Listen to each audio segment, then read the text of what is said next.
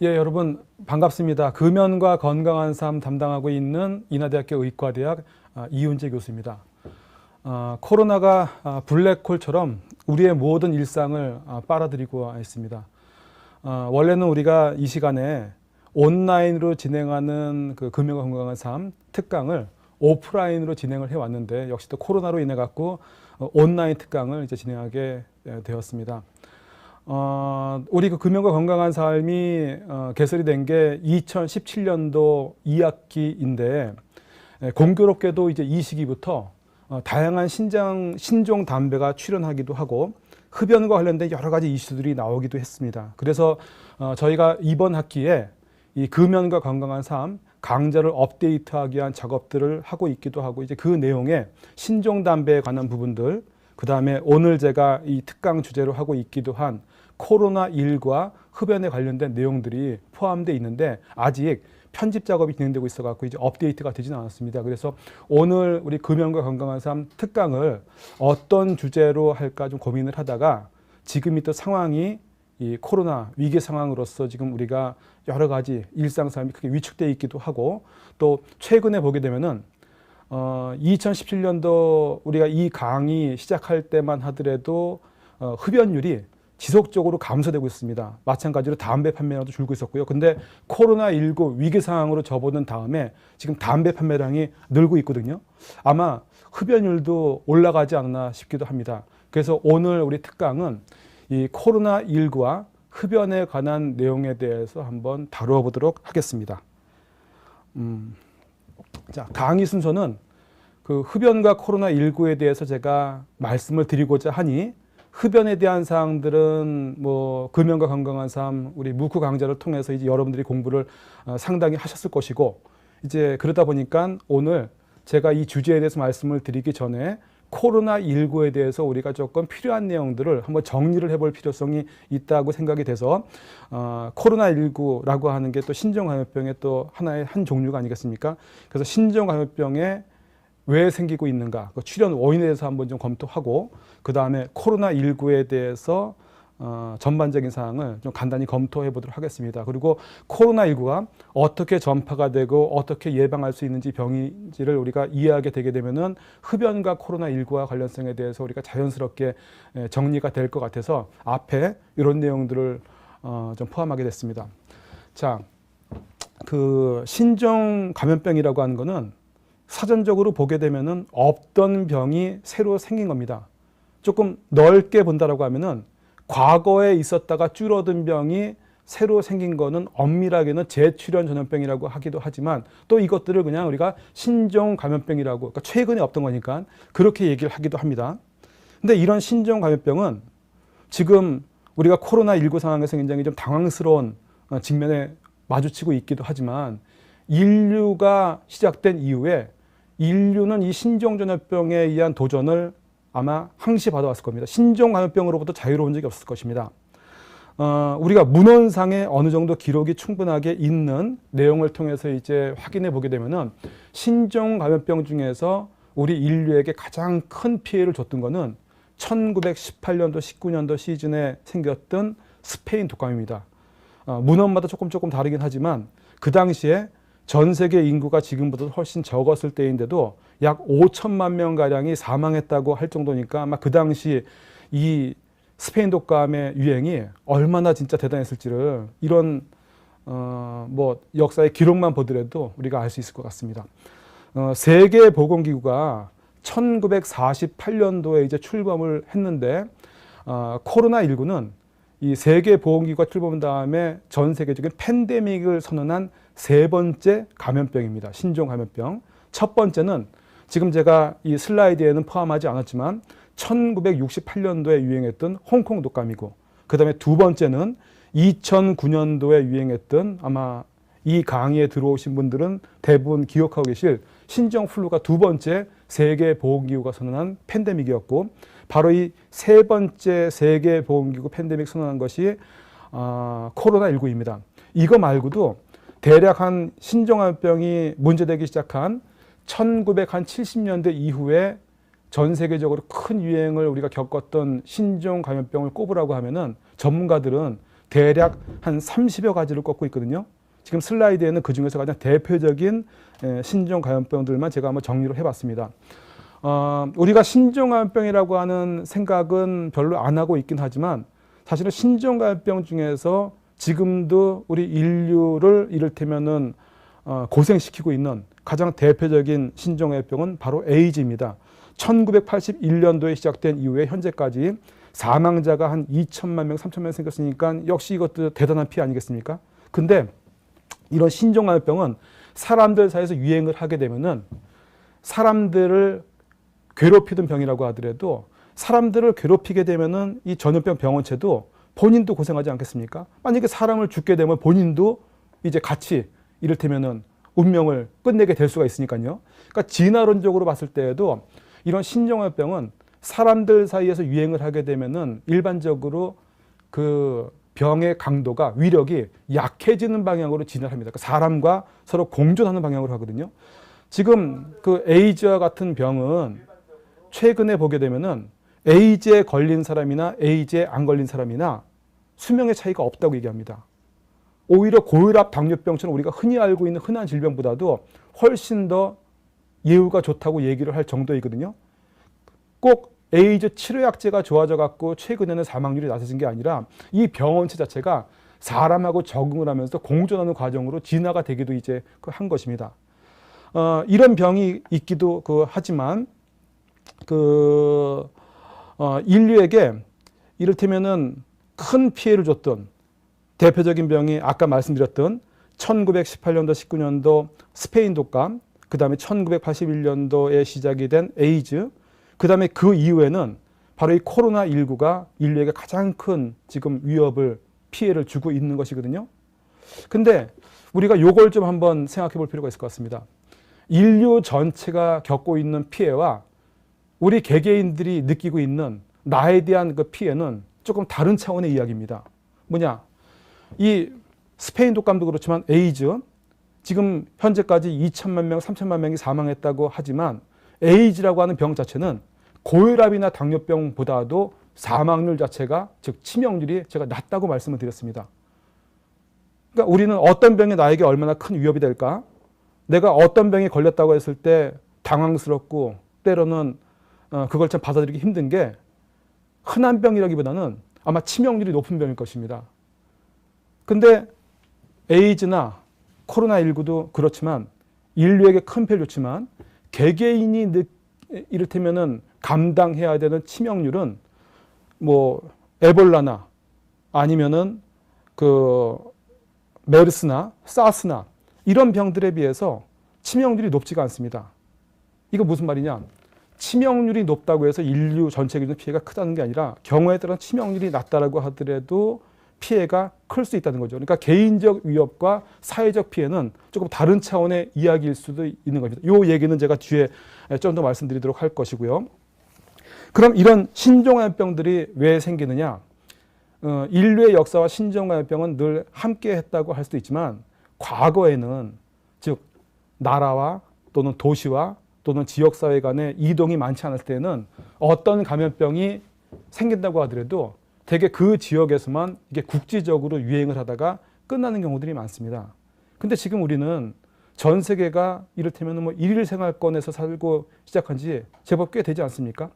그러니까 지구 반대편에 어떤 병이 유행한다고 했을 때 이게 다른 지역에 확산될 수 있는 조건만 충족한다고 하면은 그 지구 반대편으로 불과 하루 이틀도 안 되는 시간에 이게 확산이 될 수가 있습니다. 그래서 지금 신종감염병이 최근으로 올수록 더욱더 대형화되기도 하면서 이렇게 전 세계적인 큰 유행, 큰 피해가 나타나는 뭐 여러 가지 복합적인 요인들이 있지만 그 중에서 상당히 이 전 세계적인 큰 유행을 유발하는 중요한 요인을 꼽으라고 하면은 바로 지금 요인으로 나열한 이 슬라이드에 보시는 내용 중에서 이 첫 번째, 지금은 전 세계가 이를테면은 일일 생활권으로 뭐 교통 등의 발달로 묶여져 있어 갖고 어느 한 지역에 생기는 병이 금세 전 세계적인 문제로 쉽게 확산이 되고 있는 것이 신종감염병은 늘 있어 왔지만 최근에 이렇게 큰 규모의 신종감염병 유행이 되고 있는 요인이라고 우리가 생각을 하면 될 것 같습니다.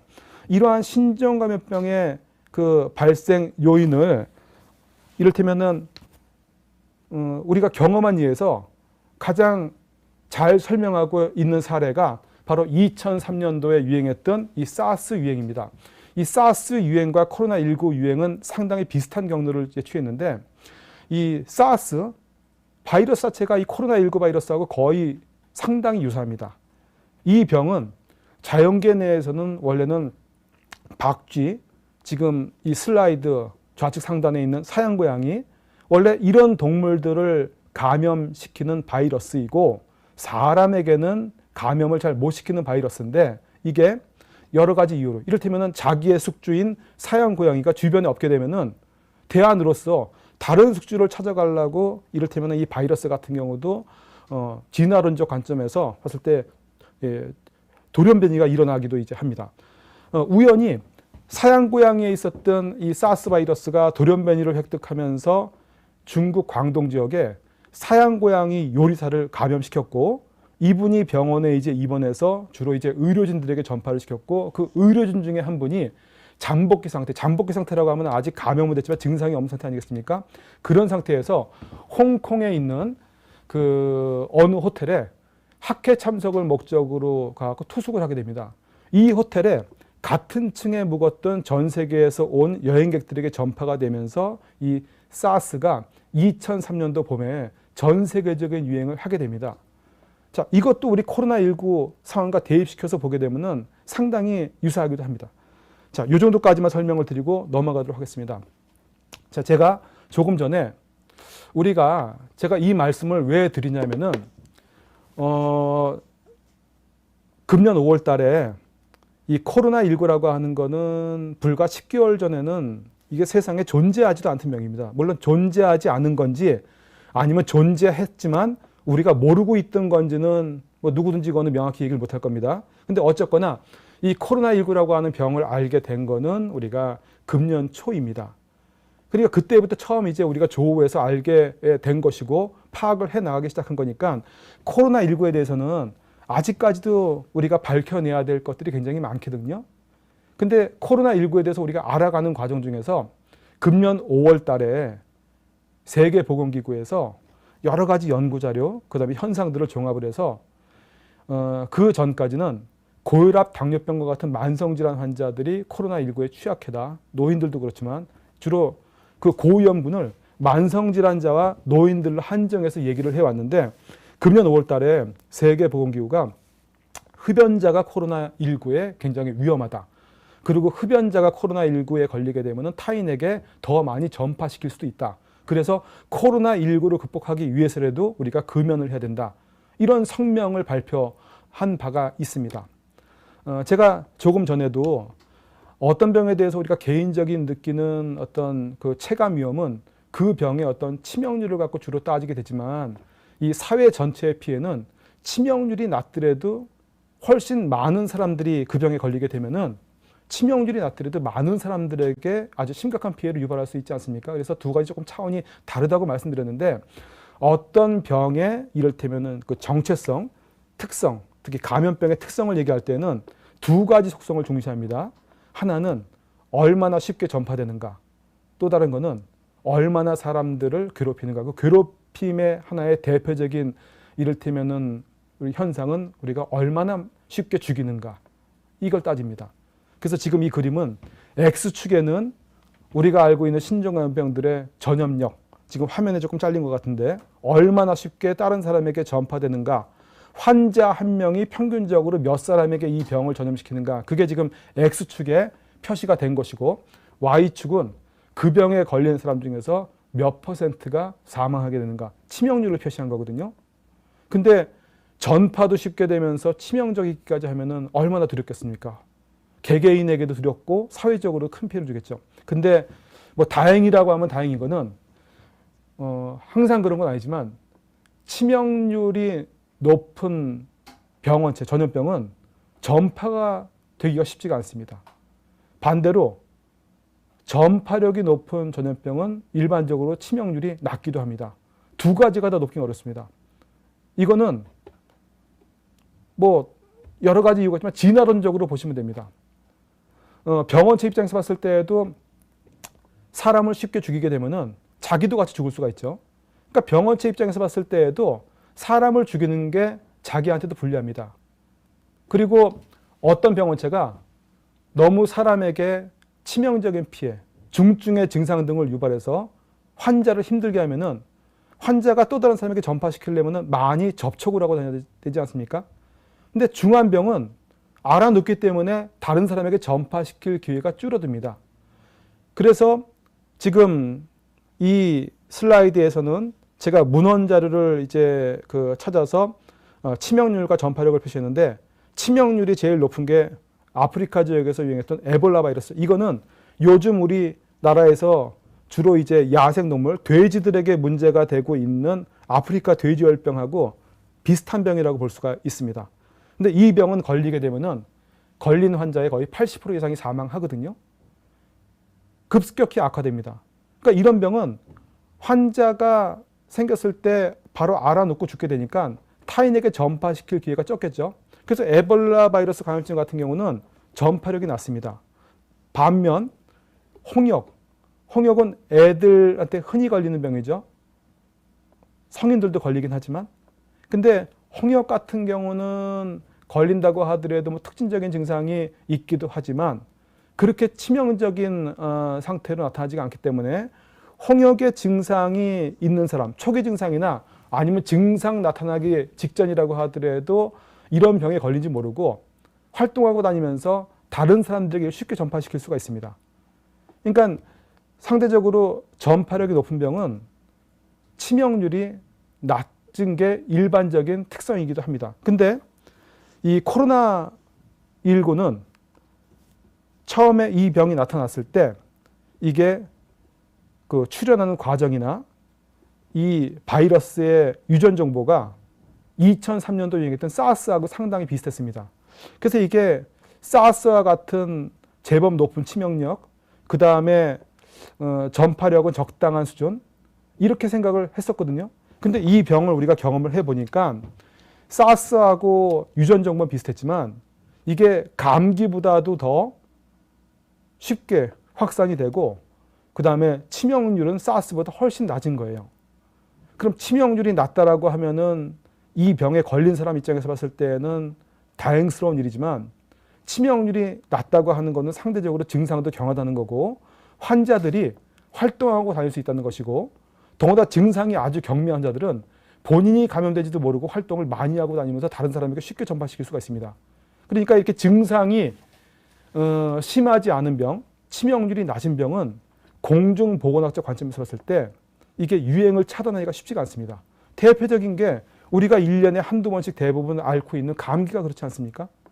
그래서 이 코로나19가 처음에는 이 사스처럼 조금 깊은 이 폐 안에서의 폐렴을 유발하고 그 다음에 치명률이 높고 그 다음에 전파력이 아주 높지는 않다고 생각했을 때에는 환자에게는 이게 치명적이라고 할 수가 있지만 방역 관점에서는 상대적으로 이제 예방이 용이한데 우리가 이걸 경험을 해보니까 환자가 환자 티를 내지 않는 경우도 많고 그 다음에 우리 처음에 생각보다 훨씬 쉽게 전파가 돼갖고 방역이 쉽지 않은 병이 돼버린 거죠.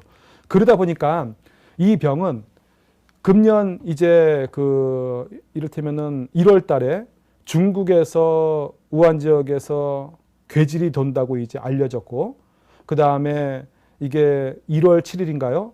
아마 중국 보건당국에서 이 질병이 신종 코로나 바이러스의 감염증이라고 하는 걸 확인을 이제 했을 것입니다. 그리고 이게 국제적으로 사스하고 이제 유사한 질병이 새로 유행이 시작됐다고 하는 게 알려졌고 그 다음에 WHO에서는 금년 2월 10일 날 이 병을 신종 코로나 바이러스에 의한 감염증, 영어로는 코비드-19, 우리 한국어로는 코로나19라고 우리가 명명을 하게 된 것이죠. 이 병은 코로나 바이러스는 종류가 수십 가지가 넘어갑니다. 우리가 알고 있는 것만. 그 중에서 한 4가지 정도가 우리 사람들에게 비교적 가벼운 상기도 감염, 감기를 유발을 해서 우리가 걸리는 감기에, 독감이 아니라 감기의 가장 흔한 원인 중에 하나가 이 코로나 바이러스이기도 합니다. 여기 보시는 것처럼 4가지가 있었습니다.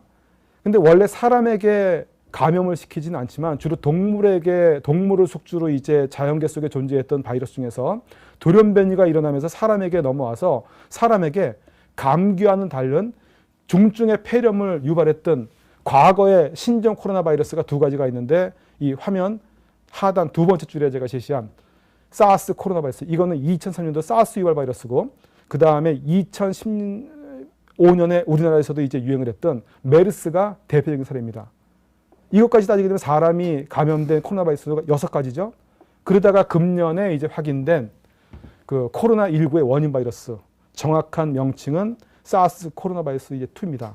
이거는 처음에는 2003년도 얘기했던 사스를 유발했던 이 사스 코로나 바이러스 1이라고 하기도 하는데, 이거하고 유사할 것이라고 생각이 들었지만, 물론 그거하고 유사성이 있기도 하지만 사람들에게 늘상 유행했던 감기를 유발하는 코로나 바이러스하고도 또 상당히 또 비슷한 특성을 또 갖고 있기도 합니다.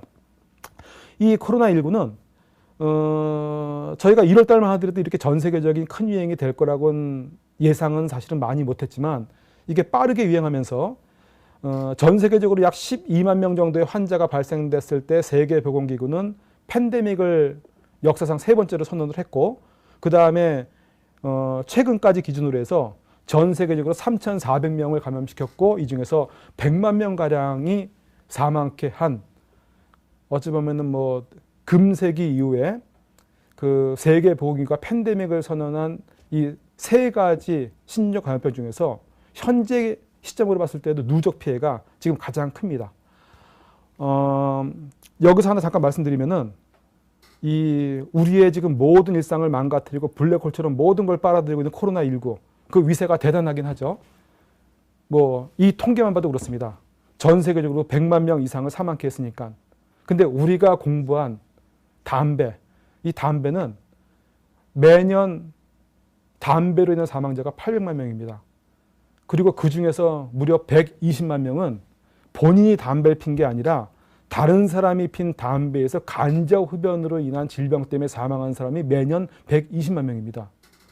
그러니까 제가 지금 말씀드리고자 하는 것은 코로나19가 그렇게 무서운 병이 아니라고 하는 게 아니라, 우리가 코로나19를 이렇게 두려워하고 우리가 모든 일상을 움츠려 들고 있는 걸 생각한다라고 하면은, 담배라고 하는 거는 인류를 수백 년째 지금 괴롭히고 있는, 우리가 알고 있는 가장 강력하고 무서운 건강 위험 요인이거든요. 질병 요인이거든요. 근데 우리가 이런 담배에 대해서는 특히 우리 사회가 아직까지도 이 지나치게 간과하고 있는 그런 낙관적 태도를 보이고 있는 것은 코로나19에 대한 우리의 두려운 정서를 감안했을 때에도 상당히 좀 부족함이 있다. 제가 그 말씀을 좀 드리고자 하는 겁니다. 자, 우리나라에는 이 통계 보십시오. 지금 2만 4천 명 가량이 생겼는데 여자 환자가 남자 환자들에 비해서 더 많거든요. 근데 사망자는 남자가 더 많습니다. 그럼 코로나19에 걸리더라도 중증으로 진행되는 게 남자들이 상대적으로 많다는 거죠. 몇 가지 요인들이 거론이 되는데, 가장 대표적인 요인들이 남자들이 흡연자가 많기 때문에, 이런 분들은 폐에 이를테면 구조나 기능이 망가져 있기 때문에 코로나19 바이러스에 감염이 됐을 때 다른 사람들 같으면 가볍게 앓고 지나갈 것도 중증 폐렴으로 급격히 그 다음에 더 심하게 진행되기 때문이다. 그런 것 때문에 감염 자체는 남자가 수가 작지만 사망자는 남자가 더 많다. 이런 얘기들을 전문가들은 이제 하면서 코로나19를 생각해서라도 우리가 금연해야 될 필요성이 크다고 얘기할 수 있다라고 이제 하고 있는 겁니다.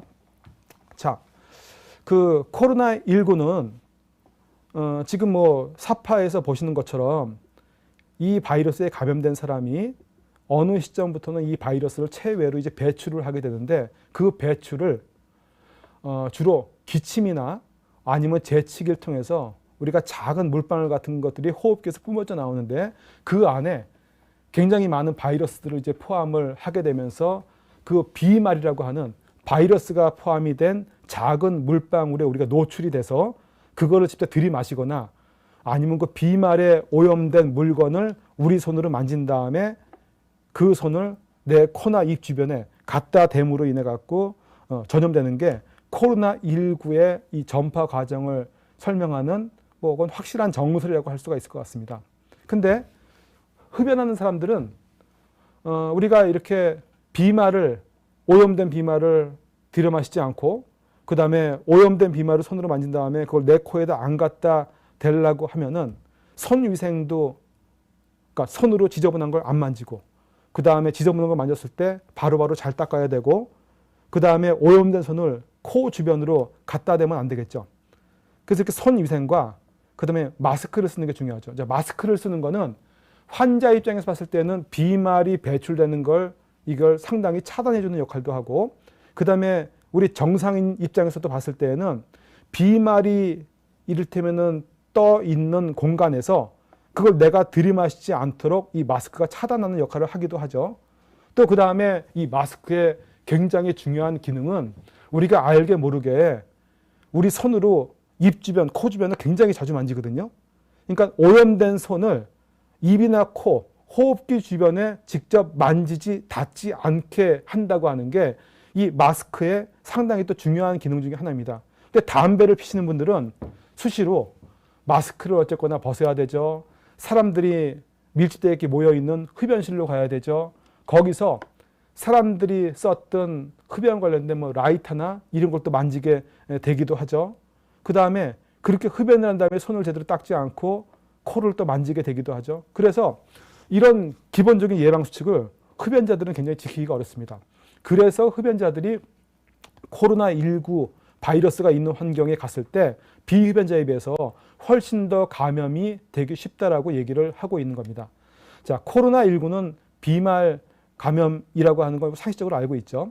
비말 감염과 대비되는 개념이 공기전파인데 이 공기전파는 비말이 마르거나 아니면은 비말보다도 아주 작은 크기의 물방울, 에어로졸이라고 하는데 이거는 공기 중에 둥둥 멀리까지 떠날 수가 있거든요. 또 비말이 마르게 되면은 그 비말 안에 있던 바이러스가 이를테면은 작은 고체 덩어리처럼 눈에 안 보이는 그 상태로 둥둥 떠다니게 됩니다.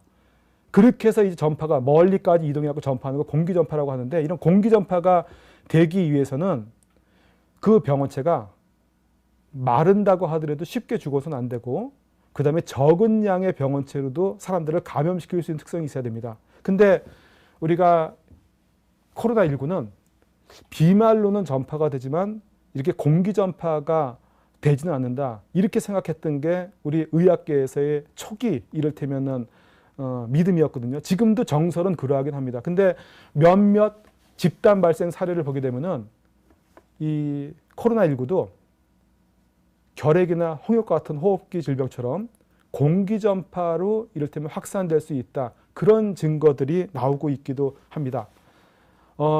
일반적으로 코로나19 바이러스는 초기 연구 결과에 의하면은 환경 중에 나오게 되면은 주로 매끄러운 표면에서는 더 오래 생존을 해서 우리가 매일 이용하는 엘리베이터 그 안에 있는 스테인레스 벽체에는 비말이 튀어있을 때 그 있던 바이러스가 이틀 동안 생존한다.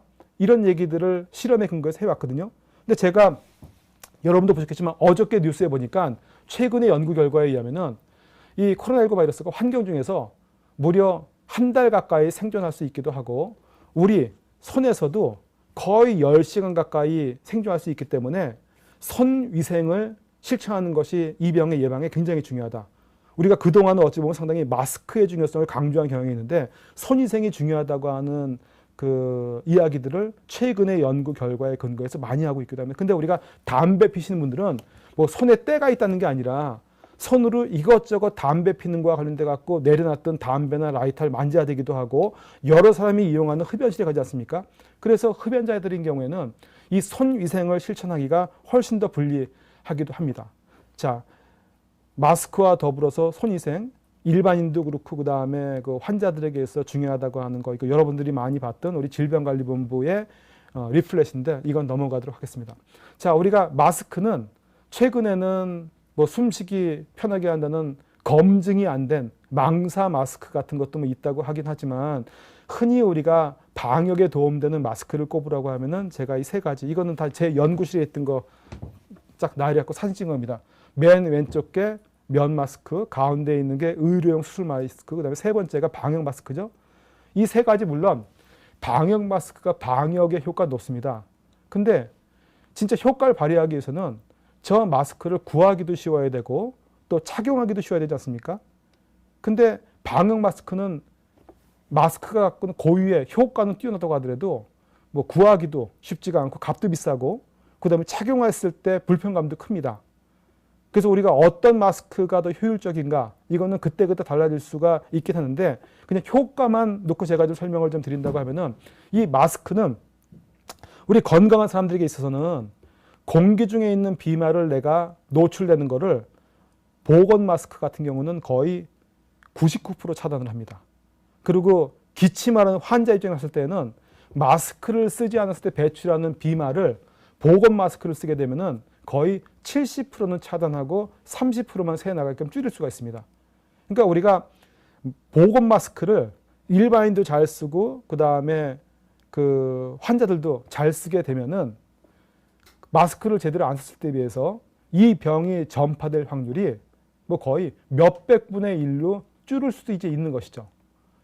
근데 경우에 따라서는 이 마스크를 제대로 사용하는 게 쉽지 않은 경우들이 있어요. 이 마스크들은 어디까지나 한 번 착용하면은 착용하기 전후에 손 닦고 그다음에 한 번 착용한 마스크는 새 거로 교체해서 일회용으로 쓰는 게 원칙입니다. 그런 원칙을 제대로 지키지 않으면은 오히려 이 마스크를 어설프게 사용함으로 인해 갖고 이 바이러스의 노출의 기회를 더욱더 올릴 우려가 있기도 합니다.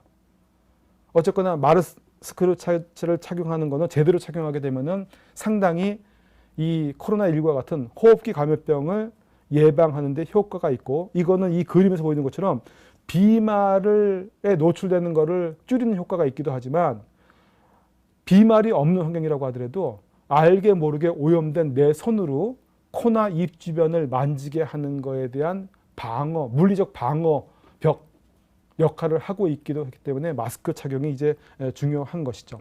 이런 마스크를 착용하게 되면은 이 코로나19 바이러스는 비말이 우리 호흡기로 들어오게 되면은 폐 안에 깊숙이까지 가고 거기에서 자리 잡고 자라는 게 아니라 일반적으로는 우리 목 안쪽에 인후부라고 하죠.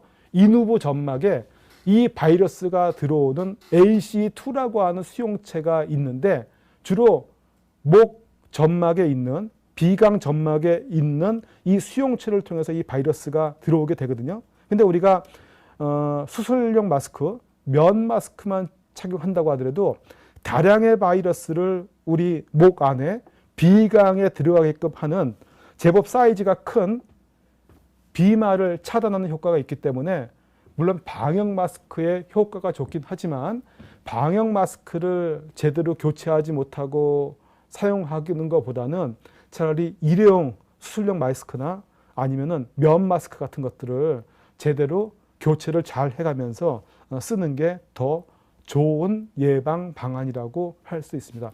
자, 제가 지금까지는 오늘 제가 특강 주제로 이제 삼은 이 코로나19와 흡연, 이 흡연자가 왜 코로나19에 잘 걸리는가, 그 다음에 코로나19에 걸렸다고 하더라도 흡연자는 왜 타인에게 더 쉽게 전파시킬 수 있는가, 그 말씀을 드리기 위해서 필요한 코로나19와 관련된 몇 가지 내용들을 말씀드렸고, 또 하나는 제가 서두에 말씀드린 것처럼 코로나19를 생각한다고 하더라도 우리가 금연을 해야 될 필요성은, 당위성은 커지는 거거든요.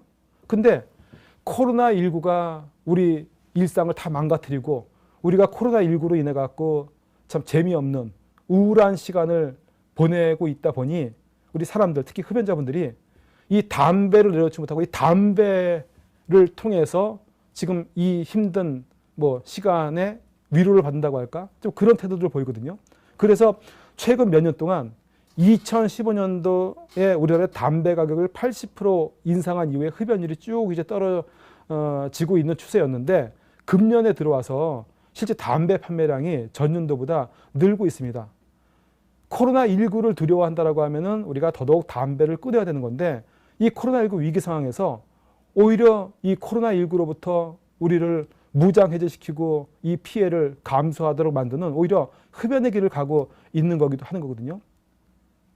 그래서 이래서는 안 되겠고 우리가 이런 다소 조금 비이성적인 선택 행동을 하는 이유는 코로나19에 대해서 우리가 과한 두려움을 또 갖고 있는 것도 하나의 요인으로 생각이 됩니다. 그래서 제가 이 앞부분까지는 코로나19의 실체, 그 다음에 뭐 예방을 포함한 이를테면은 뭐 예방 관련 수칙들 이런 내용들을 말씀드렸습니다. 자, 담배와 흡연과 코로나19의 관련성에 대해서는 그럼 자연스럽게 좀 정리가 될 수 있을 것 같습니다. 지금 이 슬라이드는 흡연자들이 이 코로나19에 더욱더 위험하다 이런 내용들이 지금 생각해 보게 되면은 금년 WHO에서 팬데믹 선언을 한 이후에 3월 달경부터 주로 이제 의학 학계 그다음에 공중보건학계에서 이런 문제 제기가 이어져 왔던 것 같아요. 세계보건기구에서 그런 내용들을 이제 취합을 하고 전문가 검토를 거쳐서 금년 5월 11일에 흡연과 코로나19에 관한 성명서를 발표했습니다. 바로 그 내용이 제가 말씀드렸던 겁니다. 흡연자들이 코로나19에 훨씬 더 위험하고 타인에게 전파시키기도 쉽다. 저도 이런 내용들을 국민들과 좀 공유해가면서 코로나19를 생각해서 우리 흡연을 멈춰야 될 필요가 있다. 그런 내용을 좀 공유하고자 저도 제가 일간지에다가 그 WHO의 그 성명 내용을 제가 인용을 해가면서 코로나19와 흡연에 대해서 제가 기고를 하기도 했었고, 그 다음에 마지막 정리해서 말씀을 드리자고 이제 하면은 흡연자가 코로나19에 더욱더 잘 걸리고 타인에게 더 잘 전파시킬 수 있는 요인들을 세계보건기구나 전문가들은 이렇게 한 5가지 정도를 이제 얘기하고 있습니다. 첫 번째, 이 코로나19는 말씀드렸던 것처럼 선위생을 실천하는 게 굉장히 중요하죠. 사회적 거리두기도 그렇고. 근데 흡연자들은 담배를 피다 보니까 실천하기가 쉽지가 않죠. 그 다음에 흡연실, 또 담배를 같이 피우기 위해서 사람들이 자꾸 모이게 되죠. 모였을 때 담배 피우려면 마스크 벗어야 되죠. 그러다 보니까 코로나19의 가장 중요한 예방수칙이라고 할 수 있는 손위생과 그 다음에 마스크 착용, 그 다음에 사회적 거리두기를 제대로 실천하는 게 불리하기 때문에 똑같은 환경에 있다고 하더라도 흡연자는 코로나19에 걸릴 가능성이 크다. 이게 첫 번째고, 두 번째는 꼭 이런 어떤 위생수칙을, 예방수칙을 실천하는 게 불리한 걸 떠나서 담배를 피게 되면은 목 안에 인후부 점막에 이런 코로나19뿐만 아니라 바이러스들이 우리 인체 내에 침입하는 문이 있거든요. 그걸 우리 수용체라고 얘기합니다. 의학에서는. 그 수용체가 담배를 피게 되면은 더 많아지게 됩니다. 그래서 똑같은 그 바이러스 또는 바이러스 비만에 노출된다고 하더라도 흡연자들은 이게 인체 내에 더욱더 쉽게 감염됩니다. 이게 흡연자들이 코로나19에 취약한 두 번째 또 원인이라고 할 수가 있고, 세 번째는 이런 병이 있게 되면은 우리가 증상이 생겼을 때 바로 검사를 해야 되지 않겠습니까? 근데 흡연자들은 항상 기침가래 같은 증상을 또 우리가 갖고 살아가지 않습니까? 그러니까 호흡기 감염병이 생겼을 때 이런 증상이 없었어야지 내가 뭔가 이상하다 이걸 느끼고 바로 검사를 가는데, 기침가래가 평상시에도 있는 특히 헤비 스모커들은 코로나19에 걸린다고 하더라도 이거를 빨리 인지하지 못합니다. 그러니까 병을 조기 발견할 기회도 놓치게 됩니다. 이게 코로나19와 관련된 흡연자들이 불리한 요인 중에 또 하나이고, 그 다음에 흡연자들은 폐 조직과 그 기능이 많이 떨어졌기 때문에 코로나19에 감염됐을 때 쉽게 악화가 됩니다. 그리고 그 쉽게 악화가 된다고 하는 것은 증상이 또 심하다는 거겠죠.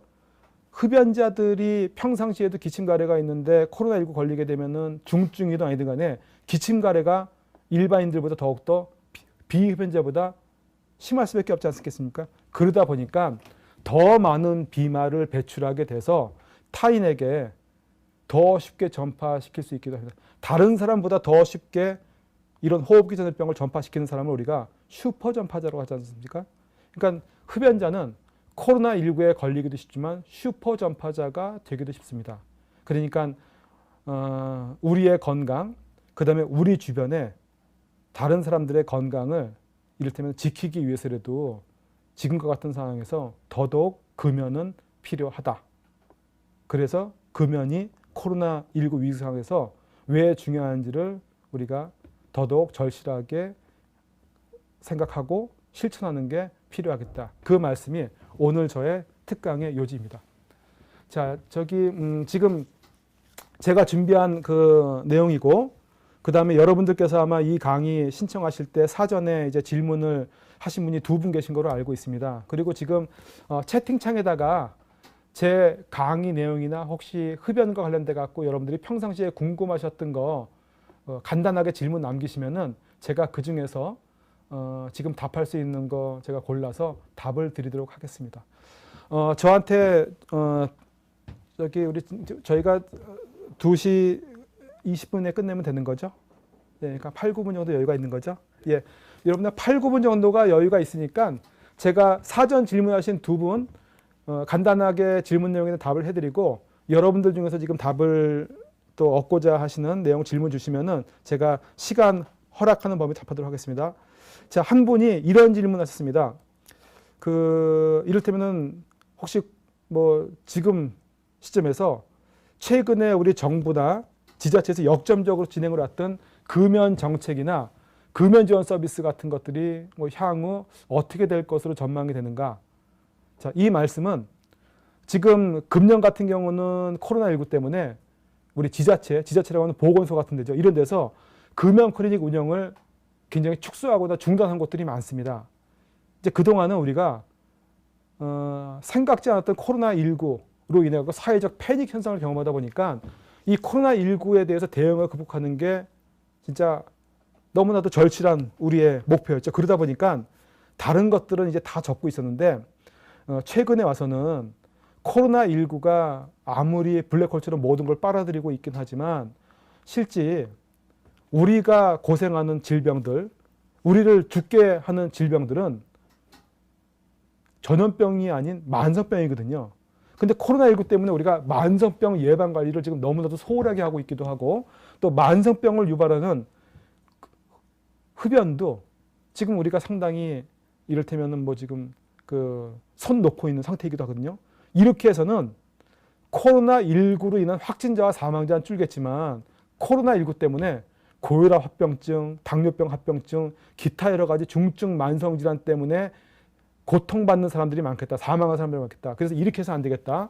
만성질환 예방 관리를 빨리 정상화시켜야 된다. 이런 내용들이 우리나라도 일부 보건 분야에서 전문가들이 하고 있기도 하지만 WHO에서 굉장히 강조하고 있습니다. 그래서 제가 알기로는 저도 우리 인천 금연지원센터를 이 강좌 운영하던 손민 교수님과 좀 같이 운영하고 있는데, 저희가 듣기로는 내년도 이 금연 사업과 관련된 이 정부의 어떤 정책이나 뭐 예산이나 이런 것들이 코로나 이전에 비해서 그렇게 축소되지는 제가 않았다고 제가 듣고 있습니다. 그러니까 제가 오늘 강의도 코로나19로 생각해서라도 금연이 더욱더 중요하다는 거 아니겠습니까? 금연 정책은 아마 지금 잠깐 지금 위축되긴 했지만 길게 봤을 때는 아마 다시 본궤도로 갈 것이다. 이렇게 답을 드리겠고요. 그 다음에 어느 분이 우리 인하대학교 학생 중에서 금연 지원 서비스 받고 있는 사람들이 얼마나 있는가, 제가 오기 전에 확인해 보니까 저희 인천금연센터에서 현재까지 등록이 돼서 등록하게 되면 저희가 6개월 동안 등록 관리를 해드리면서 금연을 도와드리도록 하거든요. 그렇게 저희의 도움을 받아가면서 지난 3년 동안, 최근 3년 동안 금연을 실천한 우리 인하대학교 학생 중에 흡연자가 한 180명쯤 되는 것 같습니다. 이분들 중에서 한 40% 가까이가 저희의 도움을 받아갖고 금연 성공을 해서 담배하고는 이별을 했죠. 네, 그렇습니다. 자, 사전 질문 2분은 그렇고, 지금 현장 강의 들으면서 우리 유튜브 플랫폼 채팅창에다가 질문 남기신 분의 질문을 볼까요? 실외 흡연 시 코로나19 감염 위험이 더 높아질까요? 이렇게 말씀을 하셨는데요. 글쎄, 예를 들어서 실외에 실내 흡연실이 아니라 실외에 다른 사람과 거리를 충분히 두고 나 혼자 있는 상태에서 흡연을 하게 되면은, 자, 전제는 내 손이 오염되어 있지 않다고 하는 가정 하에서 실내 흡연실을 이용하는 것처럼 그렇게 위험하진 않겠죠. 다른 사람의 비말에 내가 노출될 가능성이 아주 적으니까.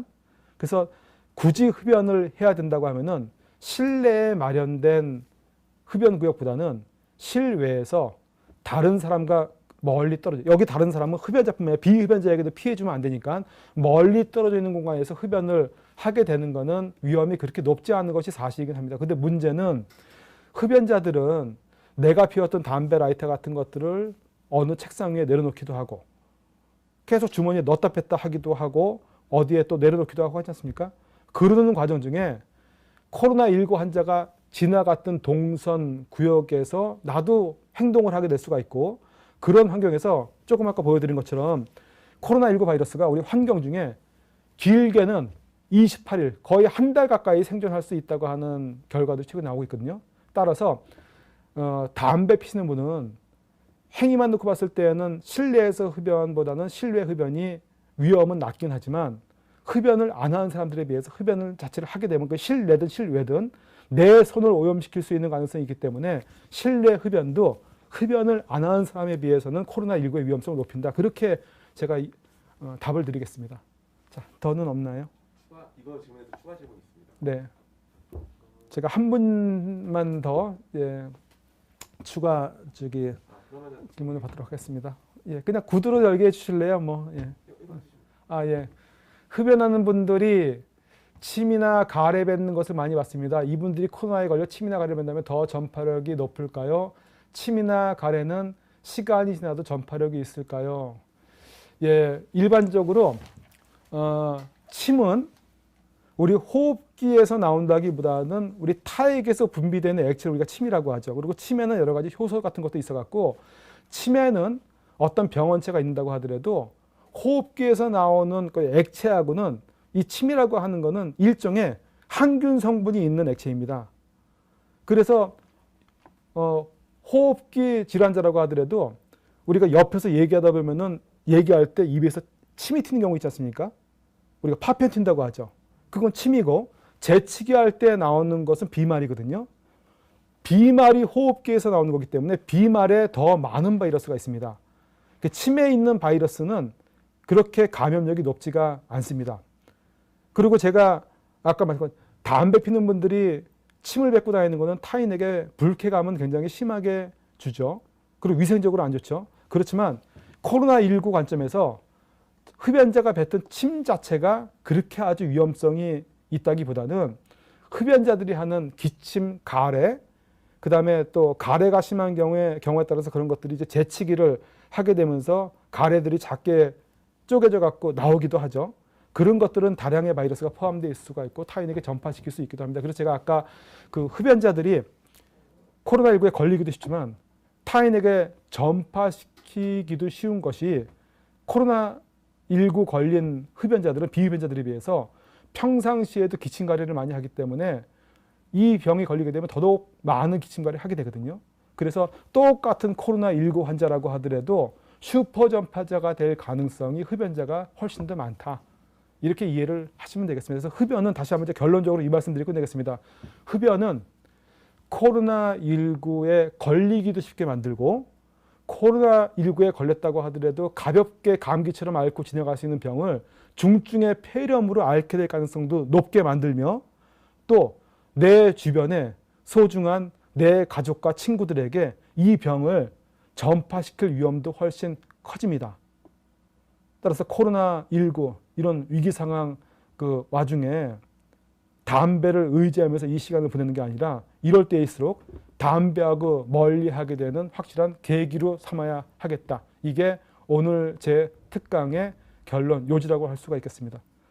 자, 여러분 앞에 계신 건 아니지만 제 준비된 이 온라인 특강은 여러분들이 또 질문하신 것도 보니까 열심히 들어주신 것 같습니다. 자, 감사하다고 하는 인사 말씀드리면서 나머지 또 이외 강의는 우리 온라인으로 진행되는 금연과 건강한 삶, 지금 7주차가 진행되고 있나요?